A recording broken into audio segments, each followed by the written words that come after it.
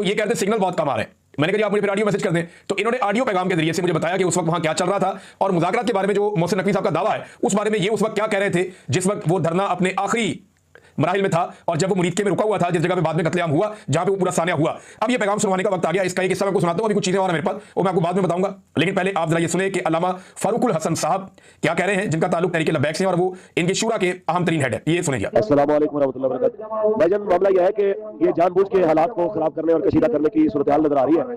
کل ہم یہاں سے جا رہے تھے تو رات کو ہمارے مذاکراتی کمیٹی کے سربراہ ڈاکٹر شفیق امینی صاحب سے حکومتی ایک ذمہ دار کی بات ہوئی. انہوں نے کہا جی آپ کارواں کو روک دیں مریدکے میں تو ہم آپ سے بات چیت کرتے ہیں. تو کارواں یہاں پہ رک گیا. تو اس کے باوجود یہاں پہ یعنی آج پورا دن گزر گیا اسی انتظار میں.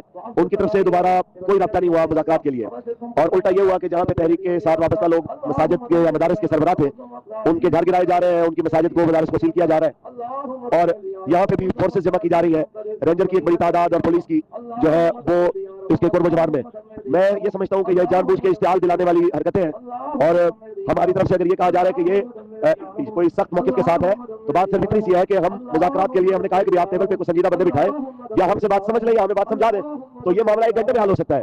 تو اس کی بجائے کہ کوئی سنجیدہ کمیٹی دینے کی بجائے یا کوئی بھی نام دینے کی بجائے فورسز کو لگا دینا اور محاصرہ کرنا اور افراتفری پھیلانا اور جن علاقوں میں گرفتاریاں پہلے نہیں تھی آپ پورے پاکستان میں وہاں پہ بھی کریک ڈاؤن شروع ہو جانا یہ صرف افراتفری پھیلانے فسادیت اور ظلم کے اور کچھ بھی نہیں ہے. کل سے لے کے اب تک درجنوں بندے شہید ہو چکے ہیں, سینکڑوں زخمی ہیں اور 30 سے زیادہ وہ ہیں جو بالکل زندگی اور موت کی کشمکش میں ہیں.